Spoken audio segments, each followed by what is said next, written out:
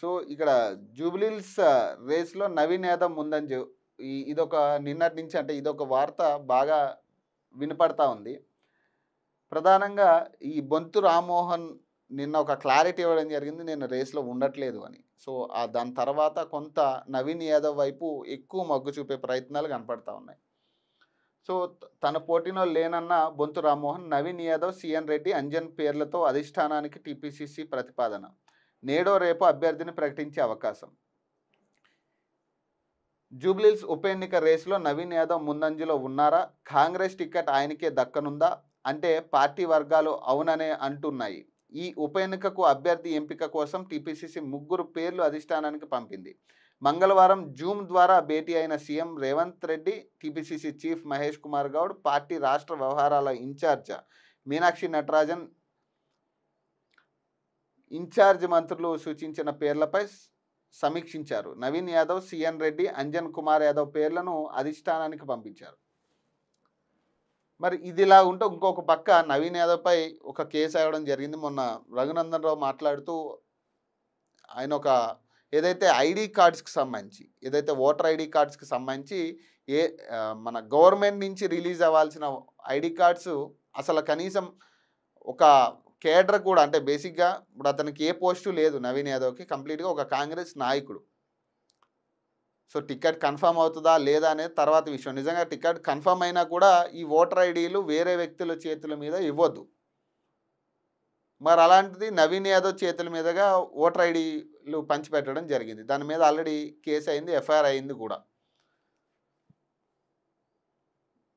So దీని ప్రకారం కూడా కొంత అంటే ఇంకొకటి ఏంటంటే నిన్న ఈవినింగ్ కూడా నవీన్ యాదవ్ భార్య ఏదో మీనాక్షి నటరాజన్ గారికి ఒక లేఖ రాసినట్టుగా, నన్ను ఇబ్బంది పెడుతున్నారని ఒక లేఖ రాసినట్టుగా, అది కూడా ఒక చక్కర్లు కొడుతున్న పరిస్థితి మీడియాలో ప్రధానంగా. సో ఇదంతా చూస్తున్నట్టే ఒక బీసీని అడ్డుకునే ప్రయత్నం కూడా ఎక్కువ శాతం జరుగుతుందేమో, ఇది కూడా రేవంత్ రెడ్డి స్కెచ్లో భాగమేమో అనే ఒక చర్చ కూడా నడుస్తుంది. అది ఒక పేర్లాలుగా అది కూడా నడుస్తూనే ఉంది. అయితే ఇక్కడ బీసీ అభ్యర్థికి సంబంధించి ముందు నుంచి కూడా అంటే నవీన్ యాదవ్ పేరు ఖరారు అయిపోయిందని ముందు నుంచి చాలా చర్చ జరిగింది. నవీన్ యాదవ్ ఇంకా కన్ఫామ్, ఇంకా అతనికి టికెట్ ఇచ్చేశారు, ఇక రేపే ఎల్లుండి అది అనౌన్స్ చేయడం అని చెప్పి ముందు నుంచి ఈ టాక్ అయితే నడుస్తూనే ఉంది. దీంట్లో కొంతమంది పేర్లు బొంతు రామ్మోహన్ కావచ్చు, లేదా అంజన్ కుమార్ యాదవ్ మధ్యలో వచ్చి యాడ్ అవ్వడం జరిగింది. అలాగే సీఎన్ రెడ్డి పేర్లు, ఈ 4 పేర్లు ప్రధానంగా ముందుకెళ్తున్నట్టుగా కనపడతా ఉంది. కానీ ఉన్నట్టుండి అంటే సడన్గా ఈ ఓటర్ ఐడీ కార్డ్స్ విషయంలో ఖచ్చితంగా అది తప్పే. ఖచ్చితంగా దీని మీద కాంగ్రెస్ పార్టీ కూడా రియాక్ట్ అవునట్టుగా కనపడతా ఉంది. మరి కానీ ఎలక్షన్ కమిషన్ ఎందుకు దీని మీద చర్యలు తీసుకోలేదు? దాదాపు 4 రోజులు కావస్తా ఉంది అప్పటికే. మరి ఎందుకు ఎలక్షన్ కమిషన్ దీని మీద రియాక్ట్ అవ్వలేదు? అంటే ఇక్కడ ఓట్ చోరీ జరిగినట్టే కదా అని బీజేపీ ఎంపీ రఘునందన్ రావు గారు చెప్తా ఉన్నారు. ఇక్కడ ఓట్ చోరీ జరుగుతుంది కదా, ఓటర్ ఐడీ ఎట్లా వాళ్ళ చేతికి వెళ్తుంది? అది అసలు అట్లా ఇవ్వకూడదు కదా, ప్రజలకు సంబంధించిన సీక్రెట్ కదా, లేదా ఎక్కడైనా వేరే ఓట్లు ఇక్కడికి మళ్ళిస్తున్నారా అనేది కూడా ఒక క్వశ్చన్ మార్క్ ఉంటుంది కదా ఖచ్చితంగా. వేరే చోట నుంచి ఓట్లు మళ్ళించే ఛాన్స్ కూడా ఉంది కదా. అసలు ఆ ఓటర్ ఐడి కార్డ్స్ ఎవరు ఇమ్మన్నారు అతనికి? ఇంత చర్చ నడుస్తుంది. ఇక్కడ ఓట్ చోరీ జరగబోతుందనే అంచనాలు, ఆలోచనలు, అనుమానాలు వ్యక్తమవుతా ఉన్నాయి బీజేపీ దగ్గర.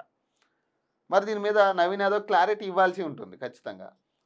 అలాగే నిన్న నవీన్ యాదవ్ భార్య ఒక లేఖ రాసినట్టుగా ఒక లేఖ బయటికి రావడం జరిగింది. దానికి సంబంధించి నవీన్ యాదవ్ టార్చర్ పెడుతున్నారని మీనాక్షి నటరాజన్కి లేఖ రాసింది. ఆమె టార్చర్ పెడుతున్నారు, నన్ను ఇబ్బందులు పెడుతున్నారని ఒక లేఖ రాయడం జరిగింది. మరి ఇది ఎవరు నడిపిస్తున్నారనే ఒక చర్చ జరుగుతూ ఉంది. ఎందుకంటే మైనపల్లి హనుమంతరావు బ్యాచ్ నడిపిస్తుందని ఒక అనుమానం ఉంది. మరి వాళ్ళే నడిపిస్తున్నారు నిజంగా, లేదంటే రేవంత్ రెడ్డి ఏమన్నా ఇక్కడ కుట్ర చేసే పరిస్థితి ఉందా? ఎందుకంటే బీసీలకి ఇస్తా అంటూనే మరి ఇక్కడ మళ్ళీ రెడ్డి సామాజిక వర్గానికి ఇచ్చే ఛాన్స్ ఏమైనా ఉందా అనేది ప్రధానంగా కనపడుతున్న విషయాలు. మరి చూడాలి దీనికి సంబంధించి ఇప్పటికే, ఎందుకంటే ఆల్రెడీ ఎఫ్ఐఆర్ నమోదైంది కాబట్టి ఈ ఓటర్ ఐడి కార్డ్స్కి సంబంధించి మరి దీని మీద నవీన్ యాదవ్ కూడా క్లారిటీ ఇస్తే మరి దాని మీద ఏమైనా ఒక కొలిక్కి వచ్చే ఛాన్స్ ఉంటుంది.